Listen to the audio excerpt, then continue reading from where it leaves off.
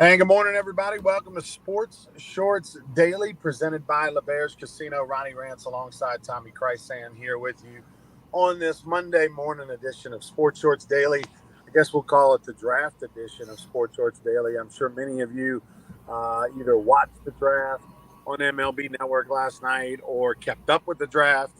Uh, and what the first time ever it happened, Tommy, there were a lot of predictions that did not have it happening.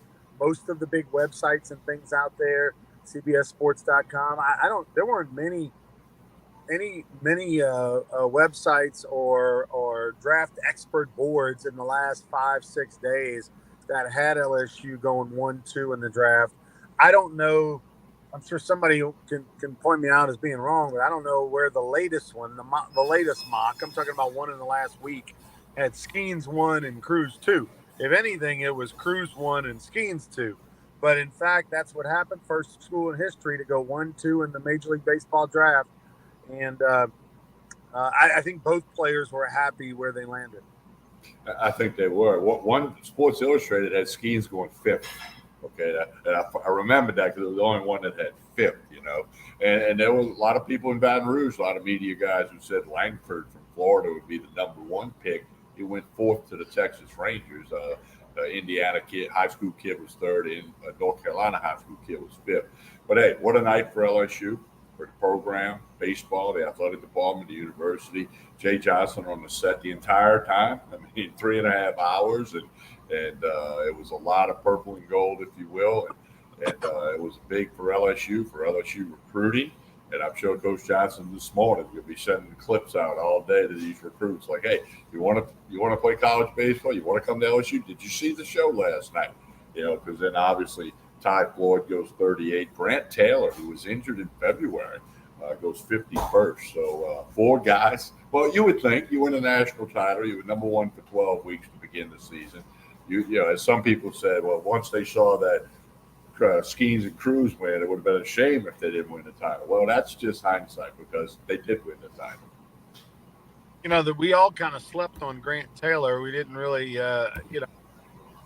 think about him being hurt, and I'll get to that in a minute. And that was a surprise because I was wondering about Floyd, wondering about Morgan, and I was just like, oh, Grant Taylor. I totally forgot that he was available. But it also goes to show you nowadays it used to be the death nail that if you got a surgery or you had some sort of surgery, or you had some arm trouble or whatever, that was it.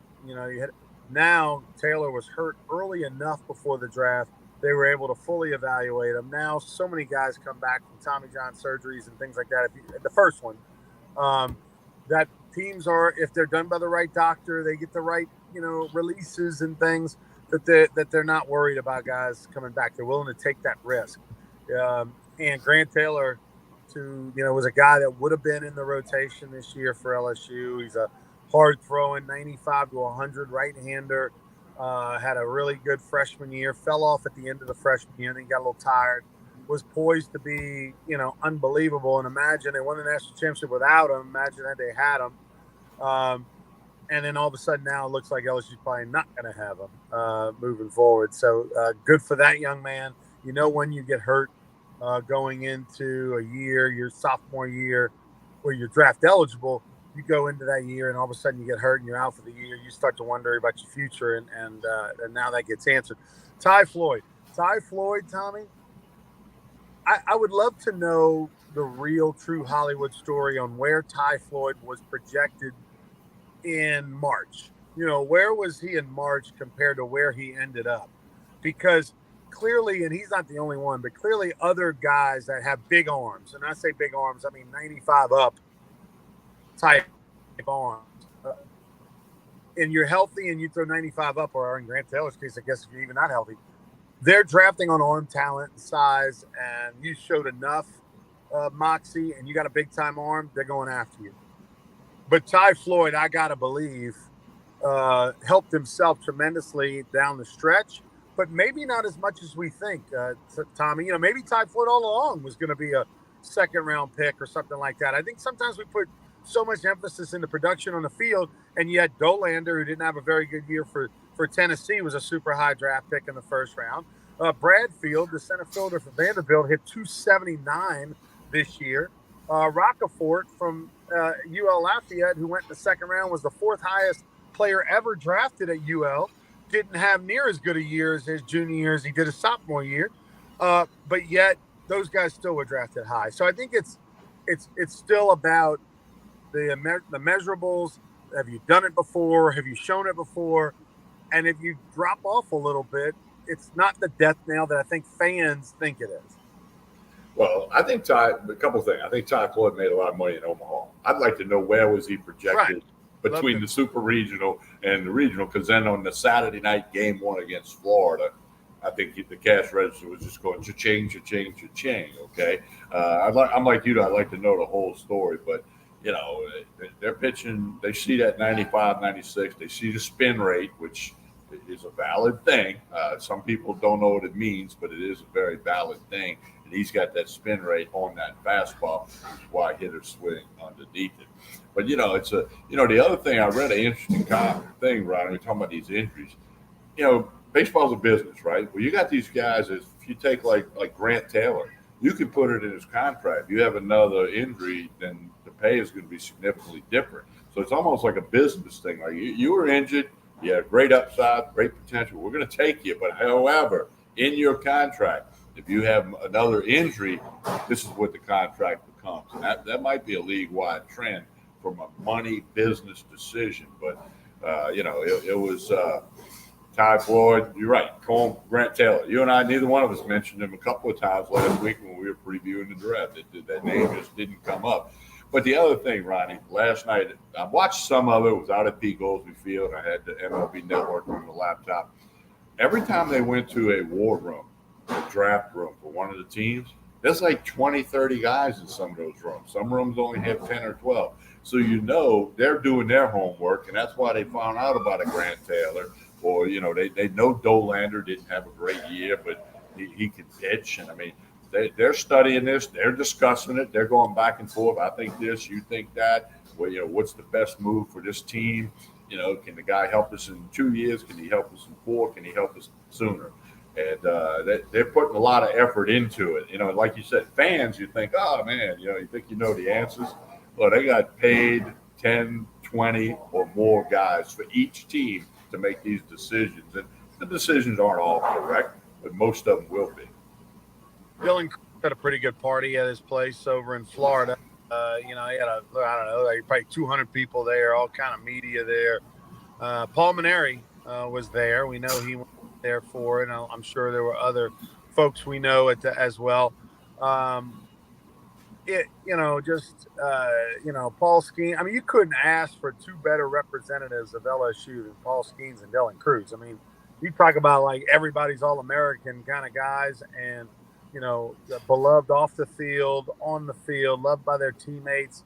But a lot of those same traits are said by Ty Floyd. He's not probably the extrovert that others are, or even a Paul Skeens is. But Ty Floyd's supposed to be a really super kid, well liked by his teammates, and a yes sir, no sir kind of guy. And so, LSU's riding that cloud nine right now. And now today, the draft, there'll be 2 more days, Monday, Tuesday of the draft, and we'll get 3rd through 10 rounds today. And then, of course, after that, 11 through 20 on Tuesday. 11 through 20 on Tuesday, probably not as much of a concern of LSU's, because by that point, it's rare that there's a lot of slot money left for players after the 11th round. And LSU's got so much to offer from a standpoint of experience and helping you get better, but also NIL and whatnot. So today is the day.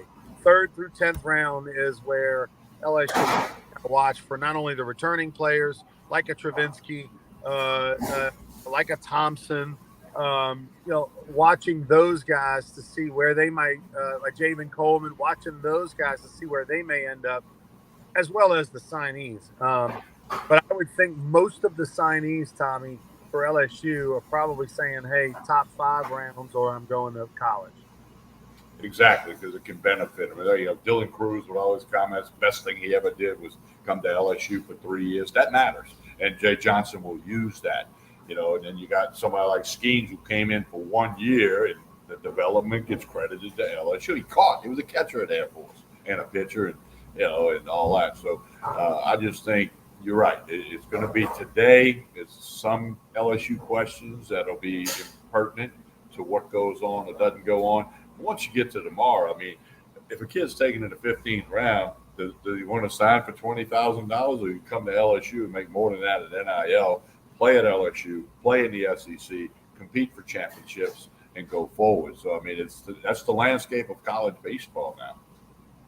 I'm curious. I'm curious if LSU thinks they have a chance to flip Grant Taylor at 51 to get him to stay with this pitch of, hey man, you come back, you're going to be able to, you're going to be a top. You show you're healthy, and you pitch a couple of months down the stretch. I mean, look, here's what's realistic with Grant Taylor: that he comes back, and at minimum, he could throw and probably be close to 100% by April or May of next year. And not that Grant Taylor can't be healthier sooner, but just to be ultra cautious. If Grant Taylor comes back, Tommy, and he throws consistently 97 to 100 miles an hour, and he's a year plus removed from arm problems, then all of a sudden he's a top 15 draft pick, in the first round. And that's a big difference in money between that and the 51st. I'm curious if the kid is willing to bet on himself and bet on his future like that, or if it's, hey, still a lot of money at 51st. I dodged the arm bullet. Let me go get it. I don't know. We'll see. Well, and I guess the flip side is if he gets hurt again, then he's worth nothing. So, right. But that's a decision he's got to make. What's best for him? I'm sure he'll involve Coach Johnson and the new pitching coach. I'm sure everybody will get involved in that. Yep. His family, and then and you can't fault the kid. He's going to make the decision that he thinks is best for him. Okay, whether that's to return, sign, whatever it might be. And Jay Johnson's going to support whatever decision the kid makes, and that's just the way it goes. And Jay Johnson's going to have a lot of meetings, but it might be on the phone, might be the Zoom meeting, the FaceTime. He's going to have a lot of things after today and tomorrow with some guys, as he's already, putting together his 2024 roster, for the fall, which there'll probably be some guys in the fall that won't be there in the spring for whatever the reason, but he's working on that now, I have no doubt.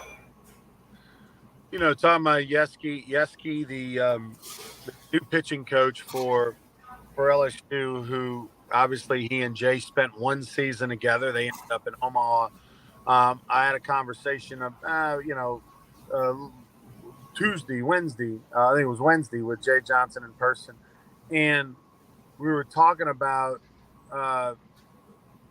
his new pitching coach and how it all went down. And the reality is that had Jay Johnson gotten the LSU job a week earlier than what he did back a couple years ago, or Schlossnagle gotten the job at TCU, at Texas A&M after leaving TCU a week later than what he did, then Yeski would have been at LSU all along, with Jay Johnson. As it turned out, he did a 2-year tour in Texas A&M with Schlossnagle and Nolan Cain, and then now he's here at LSU. But Jay Johnson's super thrilled to have him. He said the best pitching coach available in the country, and it just, in his opinion, and a lot of people's opinion, from a college standpoint. And so LSU's in good hands. It wasn't a default hire at all, and there was no real bad blood between those two guys back in the day. He did what was best for him, going from Arizona to A&M, more money, with a coach that, had a great reputation in Schlossnagle, and getting to the SEC. He took that job before Jay Johnson ever left Arizona, and before Jay Johnson even knew that LSU had even officially offered him anything. So, they get to be back together again. And I think you probably have your long-term pitching coach, Tommy, for LSU now at this point. Obviously, things can change. People get offered head coaching jobs elsewhere, but not everybody wants to be a head coaching job elsewhere. And some people are making $700,000 to $1 million a year as a pitching coach. A lot less pressure and a lot more job security than being the head coach somewhere. Well, and I read the complete resume of Yetsky. You know, and he's got a history of getting guys into pro ball and having all conference pitchers and all American pitchers. You know, and that's Jay Johnson's mantra now. You come to LSU, we're going to develop you and get you ready and give you a shot to make the major leagues, not to make the low A and the double A baseball. Their goal is to make the major leagues. And I think Yetsky fits that mantra that Jay Johnson wants, and his pedigree, his resume shows that he has taken many of those steps. So I'm like you; it could be the long-term thing. You never know, but and long-term could be 3 years. You know, long-term could be a 3-year deal, and then all of a sudden, school whatever says, "Hey, we want this guy as our head coach." You know, so it's good. Look, it's set for 2024 with that. With Yetsky as the pitching coach, I don't see that changing. Now it's put together a roster and try to win championship number 8. You know, what's interesting is that there's a baseball ops job open right now, a big operations job. He's not dealing with that at all right now because of the draft and visiting with players and with everything that.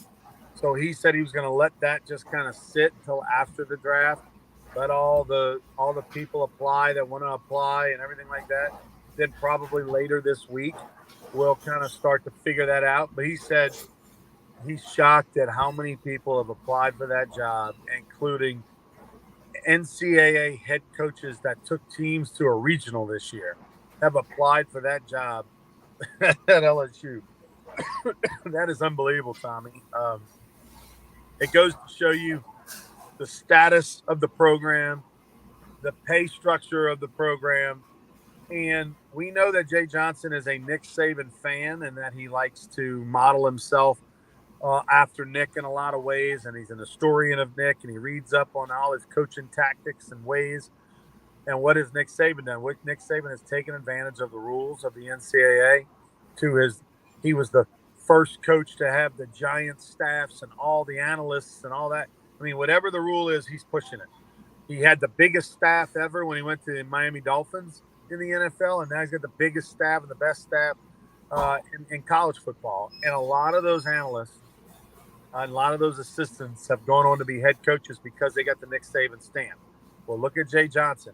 3 coaches in 2 years on a baseball staff have gone on to be head coaches at Power 5 conference schools. All the other coaches know that. They can come here. They can make more money probably than they are at 90% of the schools out there as the baseball ops coach, and they get that stamp, learn from Jay, and either move up to being an assistant at LSU one day, or go somewhere else even better than where they came from.